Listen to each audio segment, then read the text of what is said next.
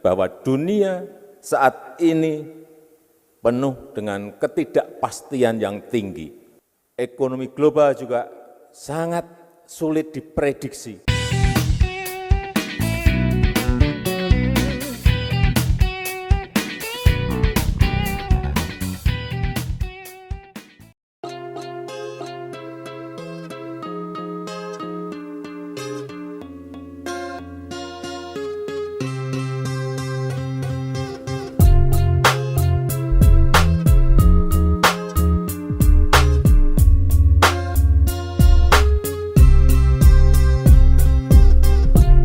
Kabar sahabat tani, mohon maaf di video ini saya menggantikan Pak Mur untuk membahas dampak resesi terhadap petani.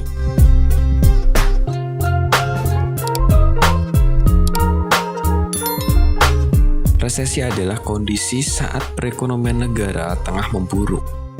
Dikutip dari situs Otoritas Jasa Keuangan, resesi terlihat dari produk domestik bruto atau PDB negatif.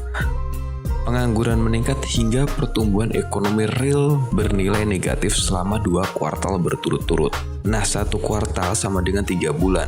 Kemungkinan resesi dapat kita rasakan di awal tahun 2023. Apa penyebab resesi dunia? Laju inflasi menyebabkan kenaikan suku bunga bank. Alasannya karena lambatnya laju ekonomi dikarenakan COVID-19 dan perang Rusia-Ukraina yang belum tahu kapan selesainya. Hal ini menyebabkan melambatnya laju perdagangan dunia.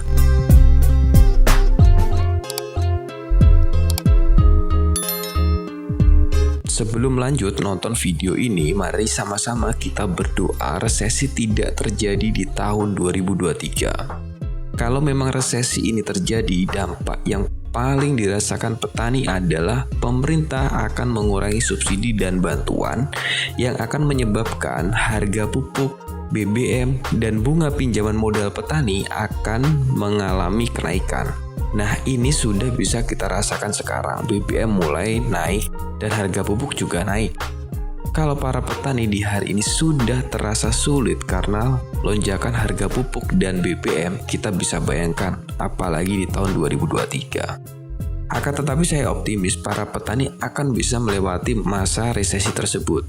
Kita dapat lihat saat COVID-19 melanda, bisnis yang paling tidak terkena dampak COVID-19 salah satunya adalah di bidang pertanian. Sebenarnya channel ini dibangun untuk membuka wawasan para petani untuk tidak tergantung kepada pupuk kimia. Kenapa kok harus bisa mengurangi ketergantungan pupuk kimia? Karena harga pupuk dari waktu ke waktu terus mengalami kenaikan. Bahkan harga pupuk kimia hampir tidak pernah mengalami penurunan. Hal ini berbanding terbalik dengan harga hasil panen yang setiap waktu mengalami fluktuasi harga atau harga naik turun. Oleh karena itu, kita sebagai petani harus bisa mengurangi ketergantungan pupuk kimia. Memang tidak mudah melepas pupuk kimia, hal ini kami sadari. Karena kami butuh waktu dan uji coba secara konsisten menurunkan penggunaan pupuk kimia sebesar 80%. Sebagai contoh dulu kami belanja pupuk kimia sebesar 3-5 juta, sekarang kami bisa menurunkan di angka di bawah 1 juta. Dan memang kami sadari penggunaan pupuk organik perkembangannya sangat lambat. Sebagai contoh, tanaman cabai usia 0-25 hari terlihat pertumbuhannya lambat sekali. Tetapi kalau kita sudah melewati fase tersebut, kami bisa rasakan pertumbuhan sangat luar biasa dan hasil panennya juga sangat-sangat luar biasa di luar prediksi kami.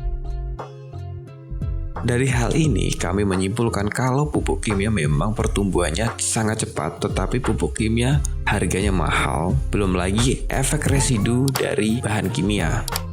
Kalau kita menggunakan pupuk organik, pertumbuhannya memang agak lambat, tapi harganya sangat murah, apalagi kalau kita bisa produksi sendiri, akan jauh lebih mengurangi modal tanam.